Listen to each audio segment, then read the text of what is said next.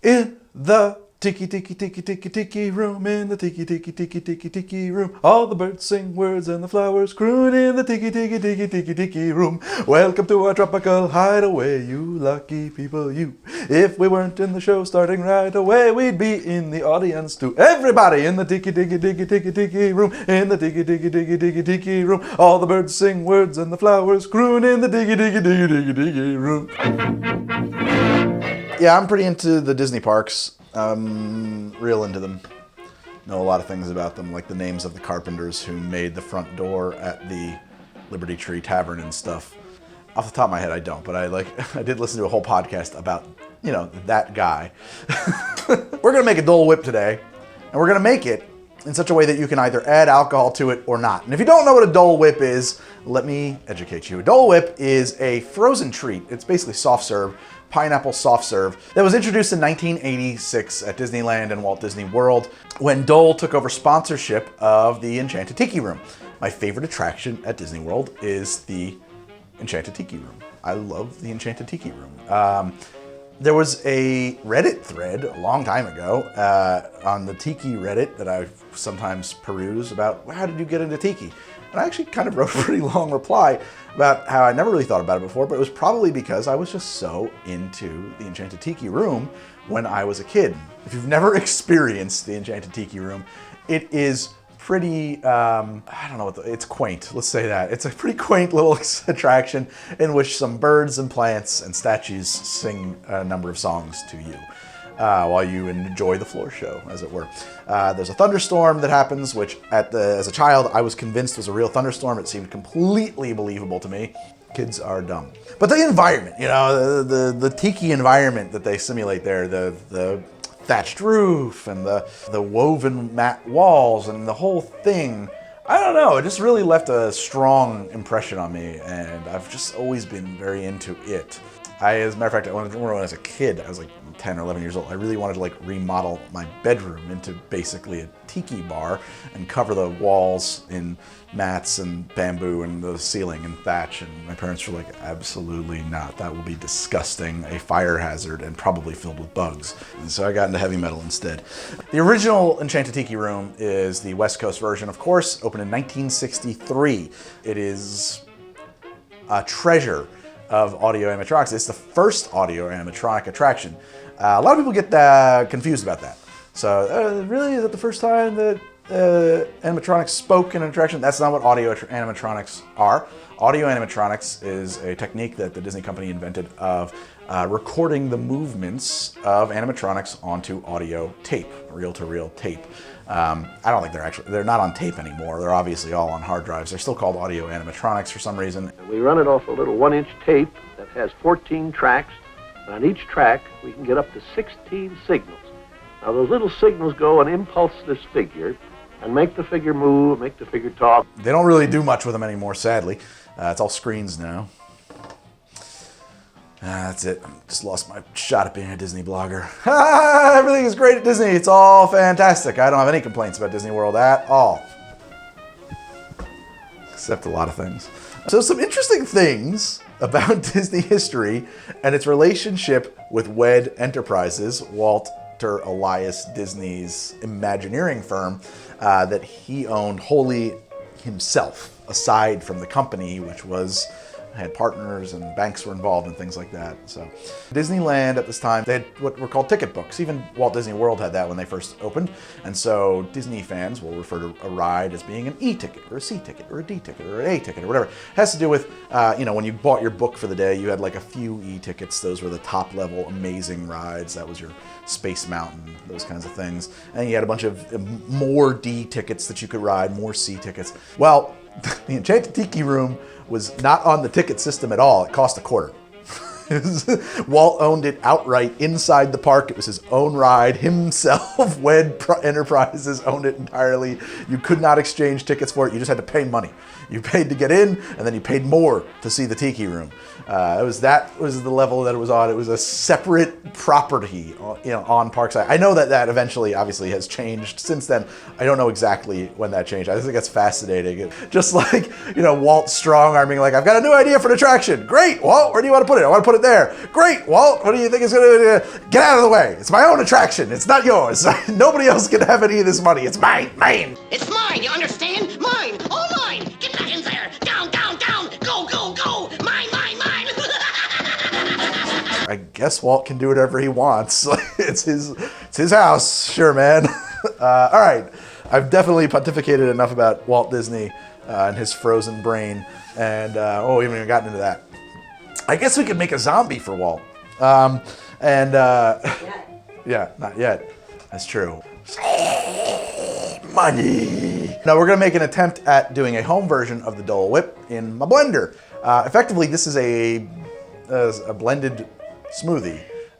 You don't need to add alcohol to it. Alcohol is not a primary component. In the spirit of how to drink, of course, I'm going to throw a little bit of Puerto Rican rum in there, and that's fine. That's a good way to go. You don't need to overthink this one too much. It's a delicious thing. You can slip a little rum right in there and you probably won't even know the difference. Much like a pina colada. Like a virgin pina colada is a great thing too, you know, it's the same idea. So I've got gradation lines on the side of my Vitamix, and hey, you know what? I just decided there's a link to a Vitamix in the description below. If you want to buy a Vitamix, this is the best blender you can buy for $500. It is a miracle of blenders. And if you're gonna buy one from me. Seriously, I love the Vitamix. My wife, it was like the most important thing on my wedding registry. My wife was like, whatever we're doing, we gotta get the Vitamix. Somebody's gotta get us the Vitamix. She was like obsessed with this friggin' thing. I was like, whatever, it's a blender, who cares? But it is really cool, it's amazing.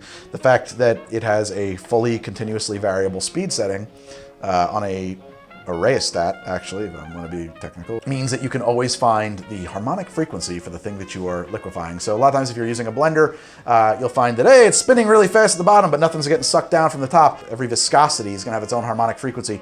And if you dial it in just right, you'll find the point where the top is sucking to the bottom. That's what this allows you to do. It's really super handy. So I want 2 cups of frozen chunks of pineapple. You can freeze your own pineapple. You can buy frozen pineapple. Mine come from Dole. They are not the sponsor of this attraction, but the recipe I saw said use Dole, and when I went to the supermarket, I saw Dole, so I thought, well, okay. We want 1/3 cup of coconut milk. Coconut milk is not really coconut water, but it does have a very strong, very coconutty flavor. 3 tablespoons of sugar. To my people across the Atlantic Ocean, I apologize for not just doing this all in grams. But here in America, we like our measurements volumetric and inaccurate. I need a pinch of salt, like a 3-finger pinch. The recipe calls for a teaspoon of lemon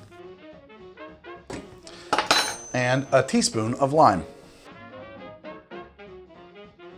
Dole calls for a whole banana to each cup of pineapple juice. That is too banana-y for my taste. I think that going with a half a banana in this formulation is a better way to go, so we're just gonna add a half a banana here.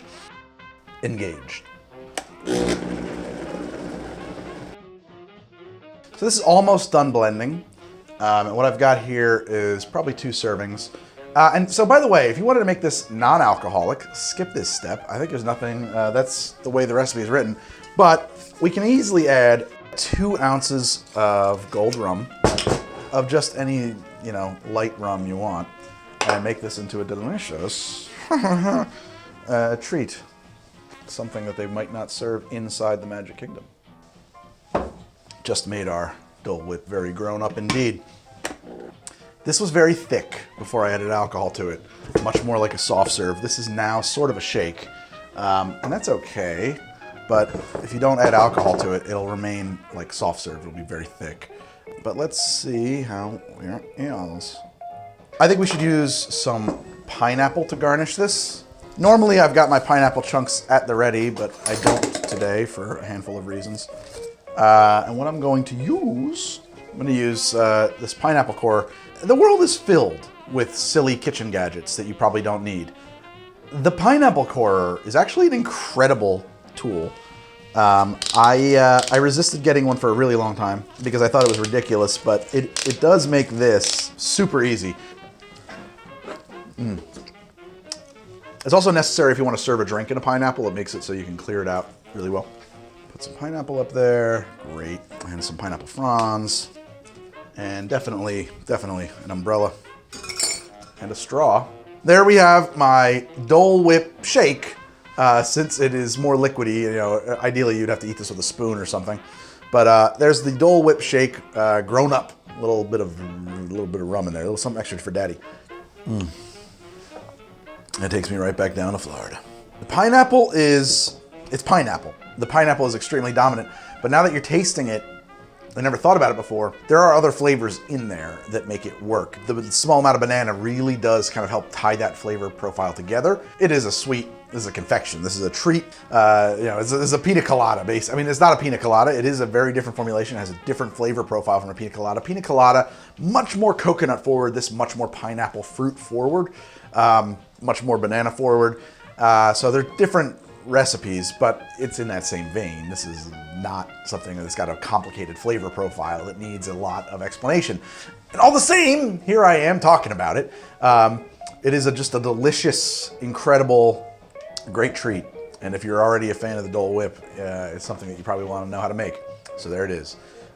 Put the rum in, leave the rum out. When you put the one thing I will say is that when you put the rum in, there's just no way around this. It's going to change the viscosity into something that has to be sort of a milkshake or a smoothie instead of a something you eat with a spoon. It's just not really any way around that. That's fine. I was always kind of a fan of the Dole Whip float anyway. Oh, and if you like this mug that we put it in, this really cool tiki mug, this is a Trader Vic's mug. It's available on Amazon, and the link is below. This is How to Drink, the show about cocktails and how to drink them, and I am Greg, your intrepid host. I'm on Twitter at How to Drink, I'm on Instagram at How to Drink, I'm on Patreon at patreon.com/howtodrink. And if you want to see me talk about why Epcot is the greatest thing that man has ever built, it's probably over there. I do 2 episodes a week. I'll see you then. Please subscribe if you like the show. Tell your friends, tell your mom, tell your dad, tell everybody. You gotta get the word out. I'll see you next week in the Enchanted Tiki Room. The end.